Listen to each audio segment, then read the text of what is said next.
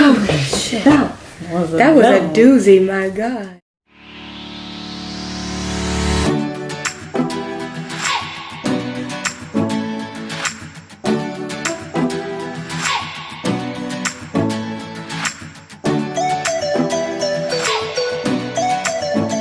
What's up? I'm Sierra. And I'm Toy. And welcome to our channel. Today we're going to be talking about flight attendant face-to-face interviews, what to expect when you get there, how to dress, and just how to prepare yourself.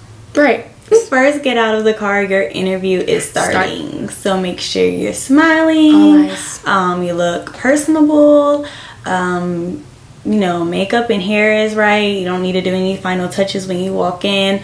The biggest no. Turn your phone off. Right. And if you have to have it on you, put it in your purse, bag. Don't have it on your physical body. Do not touch that phone until you're back in the car. That's right. like the number one no with face-to-face. If you have an emergency, go into the bathroom inside the stall and use your phone. And that's it. That's the number one thing I can say. And then, once you get in the building, I'm sure there's going to be some type of, I'm going to say meet and greet, but not a meet and greet, but you're going to be... people are going to be around, yeah. So you're going to just naturally go up to them. You're going to want to talk to everybody, see where everyone is from. Oh, hey, I'm from such and such, and da-da-da-da, before actually going into the room. Yeah. And then, so you're going to be meeting people. You may or may not get name tags. And then just make sure you're friendly. Show that you know how to interact with people, that you have great communication skills. Right. And then from there, you should go to some type of sitting room. Mm-hmm. So that's usually where you will start seeing recruiters and people in charge. I just know, me getting out of an Uber, I literally put my phone, I turned it off, put it in my purse, in my bag, walked in, and I just immediately went straight to somebody, just that I grabbed, just hey guys, what's up, how's it going, and just wanted to be friendly. So that's pretty much everything you said. Yeah. And then so most face-to-face will start off with sort of an informational introduction. So one of the leaders will come forward. They'll probably give you some background information on the airline, what they're looking for, where you may or may not be based, when training may or may not be, just giving you a little rundown. Another thing they might do is have you come up and introduce yourself. I have also seen where you would come up, they will give you a question, you'll come up and answer it. The number one thing you want to know walking into a face-to-face interview is, why do you want to be a flight attendant and why that airline? Right. So get those two questions down packed. I know for me, I had some answers in my head. What I did on my way to my face-to-face interview was I recorded myself saying it, and that's the only thing I listened to driving there in the car. I just had my answers replaying to myself. Yeah, during my group, after the whole informational with everybody, we were asked to say the announcements. We stood up and introduced ourselves, and we had to say part of the announcements. So we had to say that in front of everyone. So just don't be shy, be personable, be loud. Make sure you have your flight attendant voice ready. Everyone has one. Pilots even have them. You'll hear them on the intercom. They all sound the same. So make sure you have that. And then your announcement, did they give you a sheet of paper or? So yes, they had a sheet of paper. Everyone had a different announcement. So not everyone was saying the same thing. And you literally just go up there, you say your name, where you were from, and we said our airport code. Yeah. And then they gave us part of the announcements to read. And so literally you just read over it, say it out loud for everyone to hear, and then take a seat. Another good thing to know is, to have prepared isn't about you too. When you sit down with your recruiters and they will be like, oh, so tell me about yourself. Right. Have something to say. Don't be people really prepare for this. They study for this, so don't be one of those. Just have that ready to go too. So after the whole group introduction or whatever, what did y'all do next?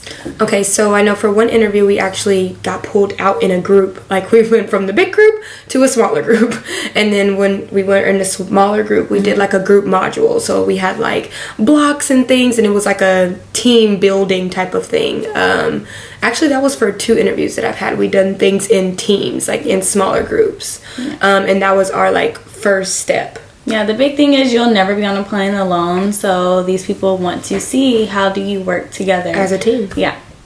Yeah, so that's what we did with that, and then we moved on to the one-on-ones. So basically, that's when you'll sit with one recruiter and they will ask you questions. It'll most likely be an about you, why flight attendant, why this airline, and they'll give you situational questions, and even like I guess they're called like a role play questions. So it'll be like, you have a passenger who's frantic about missing a connection. How do you handle it? They want to know how you handle situations on the plane. And then again, they might ask you to read something just so they can hear how you pronunciate loud and clear.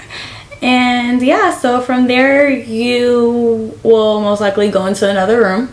Again, mingle, talk to other people around you. And this is when it starts getting kind of nerve-wracking, because everybody doesn't move on to the next step from it's here. narrowing it down. It's narrowing down. So some people will get placed in one room, another. Some people are going home. So just try to stay calm and mingle. Just keep your mind off of, what's really going on. Hopefully you'll get to the next round. And so with my airline, our next round, we had a 1-on-2, I guess. So it was us, and we had like a lead HR person and like a lead recruiter.